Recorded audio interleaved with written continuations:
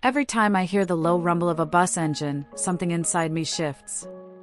It's like my chest remembers before my mind does.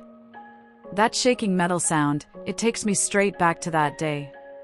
The day I left everything behind, holding nothing but two small hands and a bag that wasn't even full. Sometimes I wonder if I would have been brave enough to leave if I knew how hard it would be. But then I think of what staying meant, and I know the answer. I remember Noah sitting by the window, his forehead resting on the cold glass. He was always quiet during long trips, watching the world go by like he was trying to memorize it. And Lily couldn't stay still for more than 10 minutes. She sat beside me, her tiny legs swinging, humming a tune she made up on the spot. I kept smoothing her hair down, though it popped back up seconds later. Funny the things we try to control when our whole life is falling apart. I had told them we were going on a new adventure. Kids believe anything when it's said with a soft voice and a smile. I guess that's why I kept repeating it, to convince myself, too. That morning, as we boarded the bus leaving our old life behind, I tried to focus on the hope ahead, not the ashes behind. But hope doesn't erase hunger. And by noon, all three of us felt that gnawing emptiness in our stomachs. When the bus slowed down and pulled into that dusty roadside restaurant, I felt relief wash over me. Maybe we could rest. Maybe the kids could eat. I checked my wallet again, already knowing what I'd find. A few coins. A folded receipt. A single crumpled bill. Just enough for one dish. One plate of food that I planned to divide into 3. I told myself I wasn't hungry, even though my insides felt hollow. As soon as the bus doors opened, a wave of warm air hit my face, carrying the smell of cooked rice, something roasted, maybe garlic. It smelled like home, like comfort. And the kind of comfort that reminded me of everything I couldn't give my children. But I swallowed that feeling, held Noah's hand, and guided Lily with my other one. Inside, the restaurant was simple. Wooden tables, mismatched chairs, a big board on the wall with faded photos of meals that looked far better than what I was sure they'd serve. It was loud, people talking, cutlery clinking, a TV murmuring some news channel nobody cared about. My heart beat faster than it should. I kept glancing around, afraid someone would notice the way I hesitated. I walked up to the counter and looked at the menu. The cheapest dish was a basic rice and chicken combo. Nothing special, but warm. Enough to stop the kids' stomachs from hurting. I handed the cash to the cashier and whispered, "Just one plate, please." The cashier nodded without anything more than a glance, tore the ticket, and told me to wait at the table. We sat at the closest empty table, and I watched Noah's eyes follow the food being carried to other customers. His lips tightened every time a plate passed by. Lily rested her chin on the table, quietly asking me, "Mommy, is it gonna be yummy?" And I said yes, even though I didn't know. When the plate finally came, the kids' eyes brightened. The smell was soft and comforting. The chicken glistened. I picked up the fork, ready to divide it, careful not to spill even one grain of rice. But before I could even start, a shadow fell over our table. "Ma'am," a voice said. "You can't do that." I looked up. It was the waiter, tall, serious, spotless uniform, the kind of posture that made rules feel heavier than common sense. His name tag read Ethan. His hands rested behind his back like he wasn't approaching a struggling mother, but addressing a courtroom. "I'm sorry?" I said, already knowing I wouldn't like the answer. "We don't allow customers to share dishes," he said, enunciating every word like it was etched into stone. "It's one meal per person. House policy." I blinked, not sure I'd heard correctly. "I only bought one," I said slowly. "It's for them. Just them. I'm not eating." Ethan shook his head. "Even so, ma'am. The rule applies regardless." The fork trembled slightly in my hand. "Please," I whispered, keeping my voice steady for the kids' sake. "They're hungry. We're traveling. I can't afford 3 plates." A few nearby tables had gone quiet.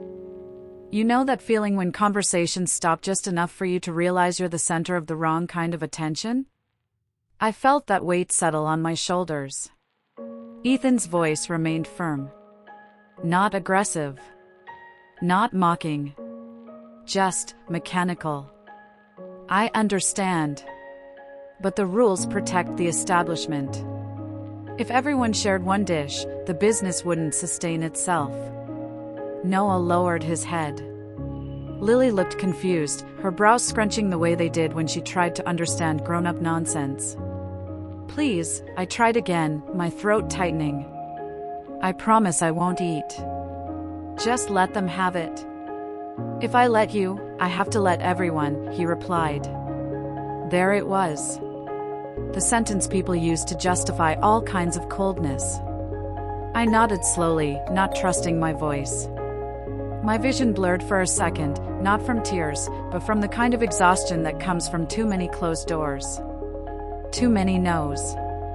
Too many rules that forget human beings exist behind them. I pushed the plate slightly toward the center of the table, as if offering proof I wouldn't touch it. Just, please let them eat, I whispered. Ethan sighed softly, almost like he wished he didn't have to say the next words. I'm sorry, ma'am. I can't allow it. At that moment, something in me crumpled. Not my strength, no, that part had broken and reformed so many times it was unbreakable. But my pride, that took a hit. I stared at the plate, then at my children's hungry eyes. And for the first time that day, I felt shame choke me. Then, before I could react, before I could even stand up or apologize for something that wasn't wrong, I heard a chair scrape from somewhere behind me. A man spoke, not loudly, but with a firmness that cut through the room like a warm knife through cold butter. Ethan, he said. That's enough. I turned slightly to see him, a man in his early 60s, white hair combed back, wearing simple clothes and glasses that slid down his nose. He had a quiet presence, the kind that didn't demand attention but earned it anyway. I didn't know who he was, but everyone else clearly did. Conversation stopped. Forks hovered midair. He walked toward us, his steps slow but purposeful, and placed a hand gently on the back of my chair. No parent, he said softly, should ever feel ashamed for feeding their children. Ethan straightened instantly. Sir, I was just... I know what you were doing, the man cut in, not harshly, just decisively. You were following rules. But rules exist to serve people, not punish them. Ethan lowered his gaze. The man turned to me then, his eyes kind but sharp with understanding. My name is Coleman, he said. I'm the owner. My mouth opened, but no sound came out. Gratitude, embarrassment, confusion, they all tangled inside me. He looked at the plate on the table and then signaled to the kitchen with one simple motion. Bring 2 more plates of the same, he instructed a staff member. For each of them. And put it on my tab. I shook my head, overwhelmed. Sir, I can't accept. You can, he interrupted gently. And you will. If not for yourself, for them. I glanced at Noah and Lily. Their eyes were wide but hopeful. Something in my chest softened and cracked at the same time. Thank you, I whispered, the words small but sincere. Mr. Coleman only nodded once and walked back to his table as if he hadn't changed the course of my day, maybe even my life. Minutes later, 2 steaming plates arrived. The children lit up instantly. The first bite they took felt like watching flowers bloom after a long winter. I didn't eat, even though hunger twisted inside me. But watching them eat, that filled something deeper. While they ate, Ethan approached again, slower this time. He placed a glass of water in front of me, quietly. I'm sorry, he murmured. I nodded. I didn't blame him. Life teaches some people to prioritize rules. Others learn to prioritize need. I had no energy left for resentment. When the kids finished, I cleaned their faces with a napkin, kissed their foreheads, and gathered our things. The bus horn honked outside, urging everyone back. As we walked toward the door, I glanced over my shoulder. Mr. Coleman was back at his table, sipping coffee, not even looking our way. As if helping us had been as natural as breathing. I wished I had the courage to walk up to him and say something more meaningful than thank you. Something that captured the way his kindness had lifted a weight off my chest. But courage comes in strange timings. And that day, mine was focused on getting on that bus, moving forward, and giving my children the future they deserved. We climbed back inside, and as the bus pulled away, I pressed my forehead to the window, watching the restaurant grow smaller. I tried to memorize it, the faded paint, the signs slightly crooked, the warm glow from the windows. A place that had offered us more than a meal. A place that reminded me that kindness still existed, even when life felt cold. Noah leaned against my arm. "Mom," he whispered, "that man was nice." I smiled softly. "Yes," I said. "He was." Lily hugged my waist. "Do you think we'll see him again?" I hesitated before answering. "Maybe someday," I said. "Maybe someday when life is better." I didn't know then where our journey would lead. I didn't know if I'd get the job, or how we'd survive the next month, or where we'd sleep once we arrived. All I knew was that for the first time in a long time, I wasn't carrying the weight alone. A stranger had lifted part of it, just enough for me to stand up straighter. The bus rolled forward, and the road opened ahead like a long, uncertain ribbon. The kind of road that demands faith more than certainty. And for the first time in months, I felt something quietly spark inside me. A sense of possibility. I held my children close, closed my eyes, and breathed deeply as the engine hummed beneath us, carrying us toward a new chapter one wasn't sure I was ready for, but one I desperately needed. The road stretched out in front of us like a promise I wasn't sure life intended to keep. I watched the passing trees blur into streaks of green and brown, and for a long while, none of us spoke. Maybe the kids sensed that I was trying to hold myself together the same way I used to mend their torn shirts, carefully, stitching piece by piece, hoping the seams would hold. Noah fell asleep first, his small body curled against my side. Lily leaned her head on my lap, drawing invisible shapes on my arm with her finger. I kept looking at their peaceful faces, wondering how children could carry so much innocence while living so close to hardship. I envied them for that. For the way they could fall asleep between hunger and hope, trusting that somehow, someway, everything would work out. As the bus hummed along, I let my thoughts wander, dangerous territory for a mother running on exhaustion and quiet fear. I thought about where we were heading. A city I'd visited only once, years ago, for an interview I never got. A city bigger than our small hometown, with more people, more noise, and, hopefully, more opportunities. I had a name and an address for a potential job, a cleaning position in a small company. Nothing glamorous, nothing special. But stable. And stability becomes gold when you're trying to raise children alone. I closed my eyes and leaned my head back, feeling the vibration of the engine through the seat. For a moment, I allowed myself to imagine something gentler, what it would feel like to have a place where the kids could sleep without worrying about the roof leaking. A kitchen with enough food. A table where we could sit without counting coins or hoping nobody questioned us for sharing. But dreams felt fragile. I didn't dare lean on them too much. When the bus finally entered the outskirts of the new city, the sun was beginning to set. A soft orange glow covered the skyline, making even the old buildings look warm. I woke the kids gently, brushing their hair back as they blinked sleepily at the unfamiliar streets outside. "Are we here?" Noah asked, rubbing his eyes. "Almost," I whispered. "Just a few more minutes." The bus pulled into the station, and I felt my heart pound harder. This was it. The point of no return.